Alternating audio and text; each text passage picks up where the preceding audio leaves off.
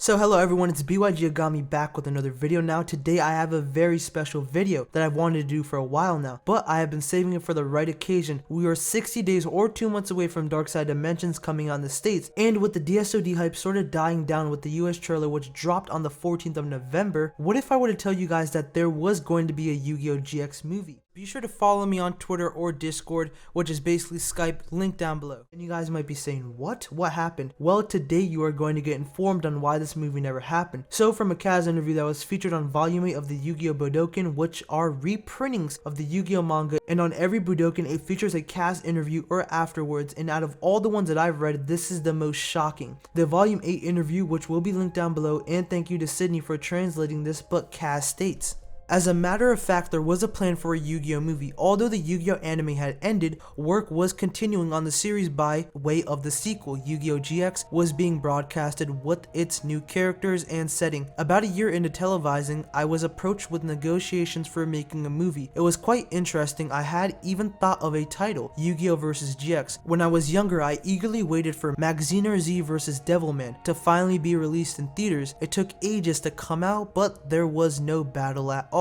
With the anger that has gripped me from the battle I had wanted since childhood, I held this title in my hands, and without knowing why, my chest began to throb. The story was going to be similar to this. The students of the academy go on a field trip to the city of the legendary duelist Domino City. Among them, with a conspicuous gleam in his eyes, is a sharp-headed genius duelist who sees a chance to defeat Yugi and the other legendary duelist. The character was the mysterious tarot user called Sayo Takuma. A strange set of circumstances led to Yugi and Junochi meeting Judai and his friends, and Sayo contacts Kaiba Corporation and plots his scheme. Domino City becomes the story of a new duel, a magnificent development. It seems that way. The problem is I was anguishing over whether not to revive Atem after all. That's like betraying the original story's theme. I decided at the point I wasn't going to do anything to alter which had occurred in the original story. Eventually the movie washed out, but it was fun to see Yugi and the others in action in my head after such a long time. Yugi and Judai, of course a hero can't fight their comrades. There won't be a movie. Takahashi Kazuki, August 10th, 2007. So comment your guys' reaction down below. Are you mad, happy, or just shocked? Because I was initially. But what's so funny about this interview is that it was on August 10th, 2007, and in the interview casted about a year into the airing that he was approached with negotiations for making a movie for GX, and he said no because it was betraying the original story's theme. So what they basically did was get Kaz's idea and made that into season 2 of GX, since Sayo Takama or Sartorius was going to be the main villain, and Jaden was going to Domino City and meet the legendary duelists Joey and Yugi. Also, Sartorius was going to contact Kaiba Corporation, and from that he was going to plot his scheme. We don't know if he was going to work with Kaiba or possibly use Kaiba. Now after reading that, does a bell ring in your head? Because season 2 of GX is slightly this movie. Grandpa was shown in season 1 of GX, but you could only see his torso, and he was shown in the very end of season 1 of GX, right before the Zane vs. Jaden duel. As we progress into season 2 of GX,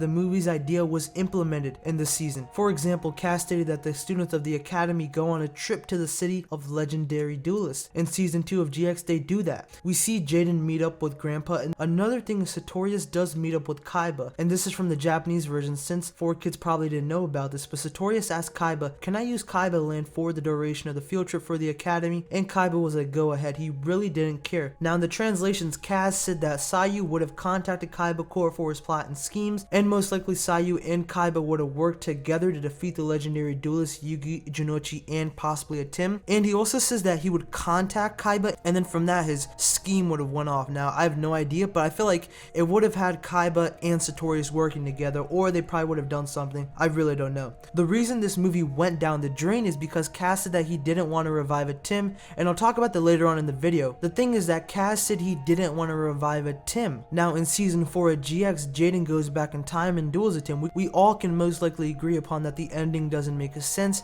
as Yoshida was the screenwriter for GX season 4, and his writing style is very much the same in all the Yugioh series, ambiguous endings, etc. But I did a video on if Atem's return in GX was necessary, so basically basically what they did was they got the movie idea that Kaz was thinking about, and they used that for a blueprint of season 2 of GX. There are going to be 2 more portions of this video. The first portion is how I think it would have went out, and note that I will not be going in very in-depth story writing since I don't do fan fiction or writing, or I don't know how Kaz would have wrote this story or how NES would have worked with him about it.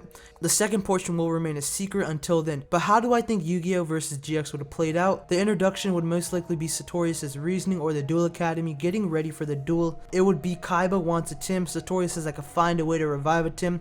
While Kaiba is trying to revive Atem, Sartorius tries to get to the legendary duelist, or he probably wants to duel Atem as well or defeat him.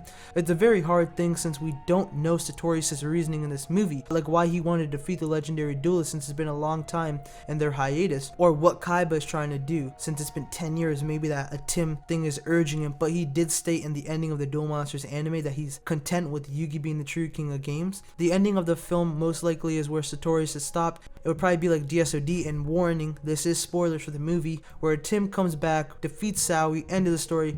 Now, I might be way off or I might be correct, I don't know, but I posed the question to you guys. How do you think they would have wrote it, or how would you have written it? The second portion of the video is my thoughts, and I have a lot to say about this. So I would personally like it if they did this rather than DSOD, and here's why. Since DSOD is about Yugi and Co, and nostalgia does play a huge part for me, but I'm going to put the whole nostalgia away. I'm just happy with how much material we got with Yugi and his gang. I like DSOD's plot a lot, but I find this Yu-Gi-Oh vs GX movie better, since we see Jaden and Yugi together, 2 protagonists that makes much more sense in BBT, where they just shoved Yami and Jaden in there for more sales. And not even that, I like the fact that it takes 10 or 11 years since it does take place after season 1 at GX, rather than DSOD where it takes 6 months after the original manga, and not that much shit can happen in 6 months. While on the other hand, 11 years, so much could happen. All your guys fanfiction on did Yugi and Taya get together, or whatever you want, might have gotten an answer to it. And not even that, their characters would have been drastically different. It would have been like 5Ds where we got their futures, like Akiza became a doctor. So just an elder cast would have been amazing to see. And also we would have gotten to see how Yugi would have looked like since his face was covered in episode 1. There's no way they would do that for a whole movie. The final thing I do want to talk about is that Cat in the interview, he made it sound like he had to do it, or that NES was forcing him, or someone was trying to make Atem return. Now it makes sense for Atem to be returned in the movie since he is the cash crop, he's the John Cena, the Tom Cruise, etc. But I think he could have written a plot where Atem didn't have to be evolved, but he did betray the original story in a sense, and this will contain spoilers for DSOD. Atem was brought back, and Ishizu did state in the ending of the manga that Atem could never return. Another thing is how many characters would have appeared in this. Now we know Jaden's squad would have been there, Yugi, Joey, Sawi, and Kaiba. I just don't know. Every time I think about something else that could have been in this movie, it just keeps on entering my brain on what could have happened. So this is the video for today. Thank you very much for watching, and have a great day as always. And be sure to subscribe for more Yu-Gi-Oh content.